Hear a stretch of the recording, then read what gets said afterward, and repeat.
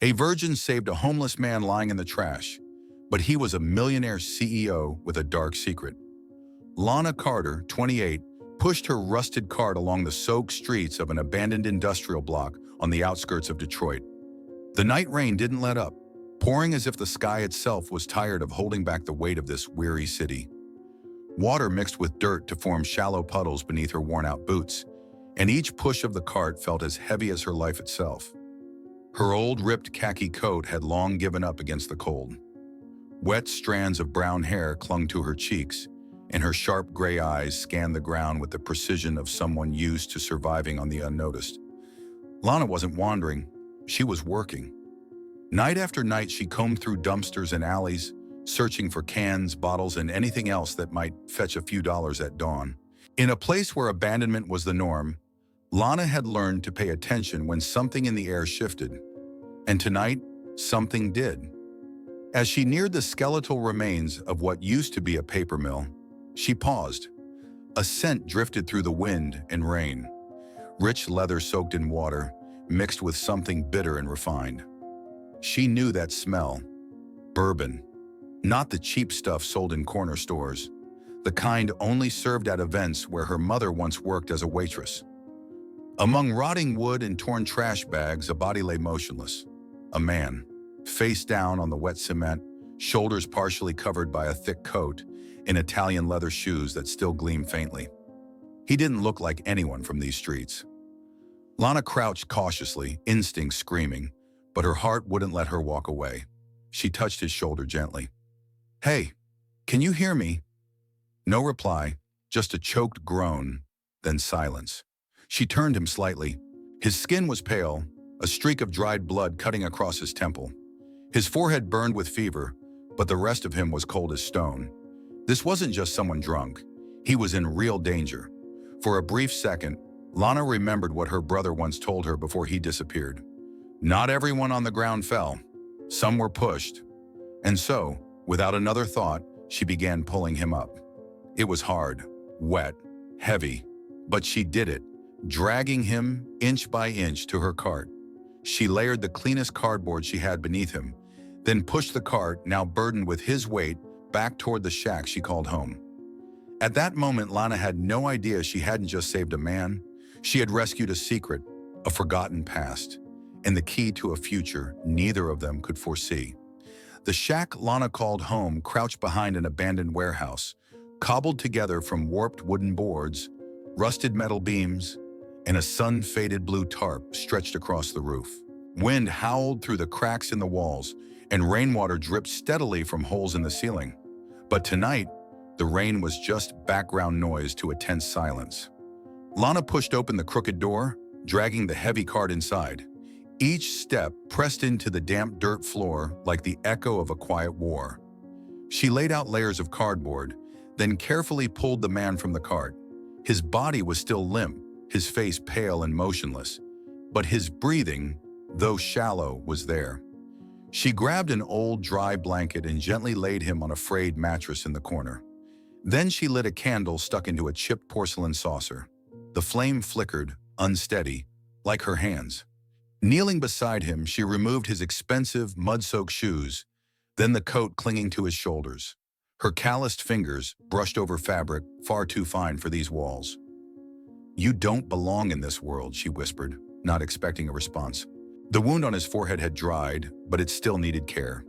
Lana soaked a cloth in warm water from her thermos and began to clean him gently. Her fingers grazed his cheek. It was cold like porcelain, like something too fragile to last. After a while, he stirred. A soft groan escaped his lips. His eyelids fluttered, then opened, eyes filled with confusion and fear. "You're awake," Lana said softly, keeping her voice steady. "You're safe now." The man blinked a few times, adjusting to the dim candlelight. Where am I?" "With me," she replied. "I found you outside, in the rain. You were hurt. Do you remember anything?" He shook his head. "No, nothing. I don't even know who I am." Lana sat beside the mattress studying him. There was no pretense in his eyes, only emptiness and panic. A man with no memory, lying among cardboard and candlelight, wearing shoes worth more than her entire month's earnings. "Then I'll call you Damien," she said gently. "It's from a book I read once. The main character couldn't remember who he was, but he still tried to live with kindness." Damien nodded faintly. "Damien is fine." They sat in silence for a moment. Lana poured him a small cup of water and handed him a leftover piece of dry bread from yesterday's dinner. He accepted it with both hands as if it were gold. "You're lucky to be alive," she said, voice touched with bitterness. "Someone like you wasn't meant to be found in a gutter." He didn't answer, didn't deny it. Maybe he didn't know why either. "Maybe," Damien murmured, eyes fixed on the candle. "Forgetting everything is a kind of gift." Lana looked at him, at the flame reflected in his deep, unknown eyes. A part of her understood that too. Sometimes memory is the heaviest burden, but she didn't say it aloud. She simply sat beside him, two lost souls under one broken roof, bound by rain and something they didn't yet have the words to name. Damien wasn't the type to lie still and be cared for. Just 2 days after regaining some strength, he wobbled to his feet and began looking for things to do. Lana had tried to stop him at first, but the look in his eyes said clearly, "I can't stand doing nothing." He started with the simple things, fixing the door hinge that screeched every time the wind blew, reinforcing the loose wooden slats behind the stove, patching the torn tarp on the roof with fishing line and scraps of old plastic Lana had salvaged. Every task he took on was deliberate, meticulous, as if each nail, each knot was a thread stitching dignity back into himself. Lana watched him from across the room quietly. He didn't speak much. He just worked. But there was something in the way he did it, a kind of care she hadn't seen in years. Once, while climbing the roof to secure the tarp, a gust of wind nearly knocked him off. Lana shouted, rushing out, the panic in her steps betraying more than concern. When he climbed down, brushing dust from his coat, she said, "You don't have to do all this." He just smiled. "I can't lie there while you carry everything alone." From those small acts, Damien began to exist in her life. Not loudly, not suddenly, just present, quiet, steady, a nearness unlike anything or anyone Lana had let into her world for a very long time. Since that day, Damien was no longer the stranger curled up in the dark. He became a second shadow beside Lana each morning before the sun peeked over the rusted tin rooftops. Together they pushed the squeaky cart, the left wheel always whining every time they turned right. Damien learned fast. He learned to tell aluminum from steel, HDPE from PET plastic, even how to wear a trash bag as a raincoat and tie wires to keep his sandals from slipping in the mud. To Lana's surprise, he never complained. He didn't mind getting dirty, didn't flinch at reaching into foul-smelling bins or picking up crushed beer cans. He just worked, focused and quiet. Every time she glanced at him, he was wiping a can clean or stacking flattened cardboard like rare books. Some afternoons, they rested under the old tree beside the junkyard. Lana pulled out a worn fabric bag, unwrapped 2 boiled eggs, a few broken crackers, and half a bruised apple. She always split it evenly, never taking the larger half. Damien never questioned, never refused. He accepted it like it was a fine meal at a 5-star restaurant. "Don't you get tired of this kind of work?" she asked once, watching him tie a trash bag shut. "No," he answered, not looking up. "For the first time in my life, I feel like I'm doing something useful." Lana let out a soft laugh. Real, not the forced kind she usually gave people. "You're funny. Feeling useful collecting trash." Damien shrugged, smiling. "Yeah, but I mean it." The days passed like that. Quiet, steady. No one asked too much. No one pressed about the past. Lana didn't know who he really was, and maybe she didn't want to. Damien didn't try to remember. He just lived in the present. Her sun-kissed skin under the tarp light, the smell of weak coffee made in an old pot, the sudden laughter when he slipped into a puddle. One evening, while sorting the day's recyclables, Damien looked at Lana for a long time. "If you could do anything in life," he asked, "what would you do?" She looked up, surprised. "What?" "Imagine there were no limits, no money worries, no fear of failing." Lana bit her lip. That question unlocked a door she'd shut years ago. "I'd open a little cafe," she whispered, "with old books and pastries, smelling like cinnamon and vanilla. A place where people aren't in a rush, where it's quiet. Damien didn't say anything. He just nodded, staring at the sunset stretching over the crooked rooftops. She didn't know it, but in that moment, her dream etched itself into him. Vivid, soft, and heartbreakingly beautiful. That night, the wind fell eerily silent. No distant cars, no rain, just stillness, hanging around the shack like a pause between two worlds. Damien lay on the thin mattress, eyes wide open, staring at the water-stained ceiling. Lana had fallen asleep long ago, her breathing calm, face peaceful in the dying candlelight. But he couldn't sleep. Something was knocking in his mind, not pain, but an echo, a memory, long buried, now rising with the trembling breath of something coming back to life. He blinked once, and it all came flooding in. A large conference room, white lights from the ceiling reflecting off the glass table. Ryan's face, sharp, calculating, the slam of a hand on the desk, a voice rising. "You no longer have control over this company, Damien." Then shouting. Papers scattered on the floor, a glass shattering, a sudden shove, his back slamming against the edge of the table. Darkness, nothing. Damien sat upright, breathing fast. Cold sweat rolled down his temples. "I remember," he whispered. He rose from the mattress and stepped outside. The night air was cold, but his mind burned like fire. In his head, the name repeated like a drumbeat. Damien Cole. He wasn't nobody. He was the CEO of Coltech, a leading tech corporation, and Ryan, the man he once called brother and partner, had betrayed him. Damien returned inside, eyes sweeping the small space filled with quiet kindness. The humble kitchen corner, the thin blanket Lana had saved for him, the cup of water she gave him on that first night. Everything he had forgotten was now clear, but he feared losing the only thing that had truly touched his heart. He sat beside Lana, hand trembling as he picked up a scrap of paper and a dull pencil. He wrote slowly, each word tearing a part of him open. When he finished, he placed the letter next to her pillow, then removed the silver cufflink, has his name engraved on it. He looked at her one last time. She slept curled up like a child, her face soft, heartbreakingly serene. And in that stillness, he realized, walking away from her might be the hardest thing he'd ever do. Not because he had to, but because he finally didn't want a dawn crept in.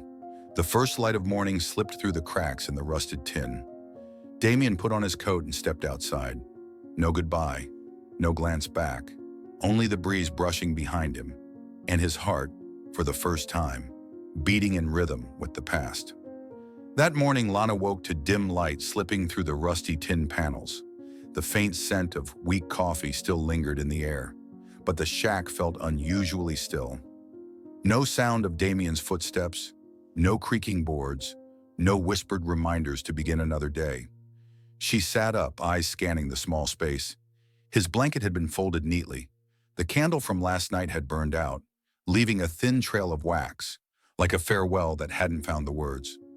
Then she saw the letter, laid gently on her pillow, next to a silver cufflink engraved with the letters DC. Her hands trembled slightly as she picked it up. "Lana, there are no words to say what you've given me, not just saving my body, but my soul.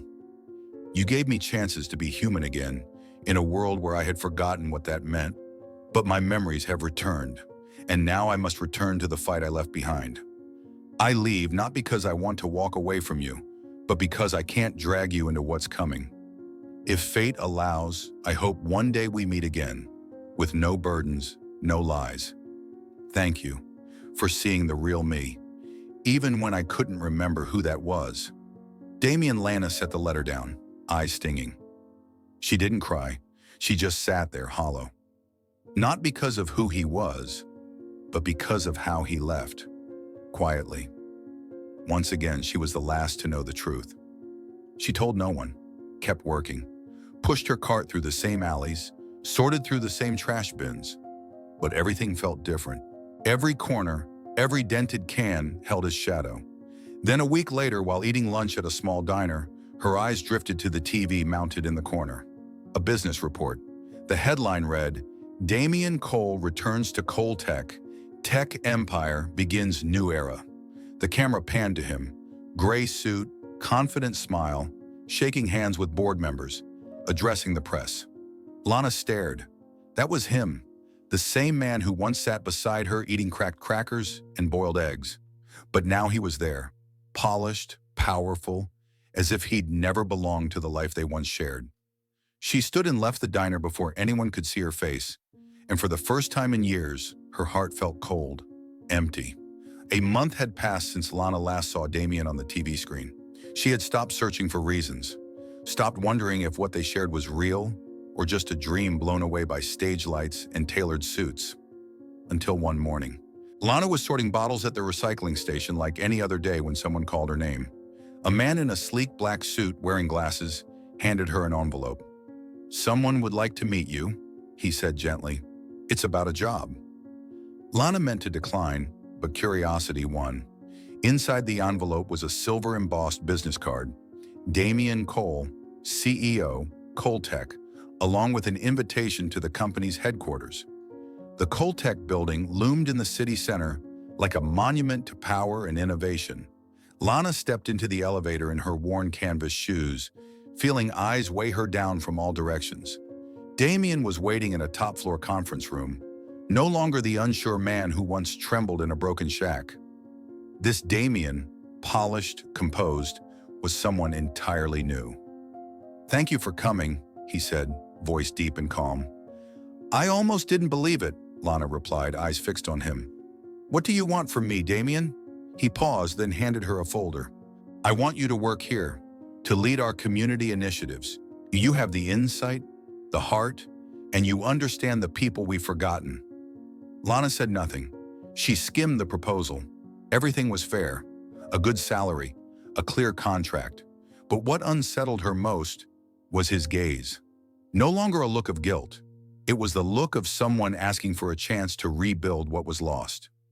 "All right," she closed the folder. "I'll do it. But remember, Damien, we're just work." He nodded. The smile that followed wasn't happy or sad. It was relief of someone who managed to keep something precious, even if not in the way he hoped. The job wasn't easy. From day one, Lana felt the eyes on her. Stylish coworkers, perfect hair, expensive perfume. She was the outsider, the woman some whispered about as the boss's garbage girl. But she didn't flinch. She worked with the same care she once gave to sorting crushed cans and old newspapers, arriving early, staying late, listening closely to every teammate, taking notes, building community plans that were practical and personal. 2 weeks in, even the department head admitted she knows exactly what she's doing. Damien didn't interfere. He didn't call her into his office. No flowers, no notes. He just watched, from a distance, and slowly he realized. Respect wasn't loud. It was standing back, ready to support without taking over. As for Lana, every time she passed the hallway where he stood, she simply nodded. Just enough to be polite, just enough to remind him that, for now, they were only work. Though what remained between them was just work, the things left unsaid lingered quietly, in every glance, in every silence. And like all fragile things, that peace didn't last long. It all started with an email. On Monday morning, the air at Coltech felt heavier than usual. Lana sensed it in the hesitant glances, the way conversations halted when she passed. By mid-morning, the head of HR knocked on her office door. "We need you to report to internal compliance. There's an issue related to data security." Lana nodded, saying nothing, but inside something began to twist uneasily. On the screen in the conference room was a chain of emails, allegedly sent from Lana's work address to one of Coltech's competitors. The content included upcoming product strategies and confidential internal analysis. The signature at the bottom, Lana Carter. "We're forced to place you on administrative leave pending investigation," the legal officer said coldly. Lana stood, feeling like the air had been vacuumed from the room. She knew she hadn't done this, not even close, but the evidence was right there, clear, inescapable. Damien found out during a board meeting. A shareholder placed a printout of the email on the screen with a smirk. "Seems the woman you trust is selling us out." He froze, his fingers clenched around his pen like he could crush the growing rage. But when his eyes landed on the name, Lana, It wasn't just anger, it was pain. He loved her, even if he had never said it aloud, and now there was only doubt. "We recommend you step down from operational decisions for the time being," another board member said. He didn't argue, he just nodded and walked out, silent. That afternoon, Lana was summoned upstairs to receive her suspension notice. Damien stood in the hallway, white marble beneath his feet. They came face to face, words catching in the stillness between them. "You believe I did this?" she asked, voice rough. He didn't answer right away. His eyes were a storm of conflict, heart battling reason. "I don't know what to believe anymore," he said, honestly, cruelly. The words cut deep. Lana nodded, no tears. She simply walked away, leaving behind a Damien frozen in place, as if he'd just lost the only thing keeping him from the world he had once tried to escape. Damien stood by the window of the top floor, eyes fixed on the traffic below, but his thoughts were far away. Cramped, dim places filled with memories of a makeshift shelter and the honest gaze of the woman who once saved him. All the evidence pointed to Lana. Emails from her corporate account, perfectly timed, full content. Nothing appeared forged, but something didn't add up. Lana wasn't that kind of person. She once split a boiled egg with him. Someone like that didn't betray for money or power. He had lived with her. He had seen how she moved through life, simple, kind, unpretentious. If there was one thing in this world he still dared to believe in, it was the truth in her eyes. Damien launched a private investigation. Nothing official, nothing public. He asked the IT department to comb through system logs from the past month. Most of them looked at him with indifference or fear, except for Nina, a young, quiet, and direct IT engineer who had once been helped by Lana during a community outreach. "I don't believe Lana did this," Nina said, "but if someone framed her, there will be a trace." 3 days later, Nina came to him with a flash drive. There was an access point from an external IP. "It was linked to Lana's account through a hidden script," she whispered. "I haven't traced the origin yet, but this proves she was set up." Damien took the drive, eyes flashing with hope. "Thank you, Nina. I'll take it from here." She smiled. "Bring her back." But the next morning, Nina didn't show up at work. She didn't answer calls or messages. By late afternoon, HR informed him. She requested emergency leave. Her family says they haven't heard from her. Damien felt a chill along his spine. He knew someone was trying to bury the truth. And now it wasn't just Lana who was in danger. Damien knew time was running out. Someone was pulling strings from the shadows, and the truth about Lana could be buried forever unless he acted fast. And then a signal came. Vague, dangerous, but just enough to lead everything to the truth. The anonymous message came at midnight. "If you want to know the truth about Nina, go to the old warehouse in the southern industrial zone. Come alone." Lana stared at the flickering words on her screen, her palms cold. It could be a trap, but she knew if she stayed silent, Nina might never get out alive. The abandoned warehouse glowed with pale yellow light, moss-stained walls and rusted beams pressing down with a choking chill. Lana stepped in carefully, every footstep echoing through the empty space. Inside, a figure was tied to a post. Nina, her eyes wide, trembling. "Don't come closer," Nina whispered, fear in her voice. Footsteps echoed behind her. Cold, familiar. Ryan Cole. His eyes glinted with amusement when he saw Lana. "I knew you'd come," he said, voice smooth as velvet, sharp as glass. "You make Damien weak. You blind him." Lana clenched her fists. "You framed me." "Why?" Ryan smirked. "Because you're the one thing he can't control. You made him choose emotion over empire. I won't let a scavenger girl destroy this legacy." Lana stepped forward. "And Nina? She didn't do anything." "She knew too much," Ryan shrugged. "Just like you now." The moment he pulled a knife from his coat, police sirens pierced the air, red and blue lights flashing through broken panels. "Damn it!" Ryan snapped, spinning toward Lana. Everything happened in seconds. The blade flashed toward her, but before Lana could step back, Damien burst through the side entrance, silent, fast, without hesitation. Slash! The blade sank into his shoulder. Lana screamed. Damien dropped to his knees, clutching the wound, blood soaking his white shirt. Police rushed in. Ryan was tackled and cuffed, his face pale, the mask of power shattered. Lana dropped beside Damien, tears streaming. Her hands trembled, pressing against the wound. "You idiot! Why would you do that?" Damien gave a faint smile, his eyes glazed with pain and blood. "Because I couldn't let you be hurt. Not again." He gripped her hand, breath shallow. "I thought I could keep it all buried. Thought staying distant was enough. But no. Lana, I love you. I've loved you since you split that cold egg with me. And I never stopped." Lana sobbed. Amid the wail of ambulances and flashing red lights, she leaned down and whispered, "I never stopped believing in you. Don't make me lose you. Not now." Damien closed his eyes, but his hand held tight to hers. As if, of everything he had lost, she was the one thing he would give anything to keep. Damien lay there, blood soaking through his shirt, each breath heavier than the last. His face pale, lips dry, but his eyes never left Lana's, not for a second. She knelt beside him, both hands pressing against the wound, tears falling freely. "An ambulance is on the way. You have to hold on. Do you hear me?" Damien gave a slight nod, his voice barely a whisper, carried off by the wind. "Lana, I'm sorry for not saying this sooner." She leaned closer, trembling. "What is it?" "I love you." Damien looked deep into her eyes as if pouring his entire soul into them. "I've loved you from the beginning, from the way you saw me as a person, not a CEO, not a lost man, just me." Lana choked back a sob.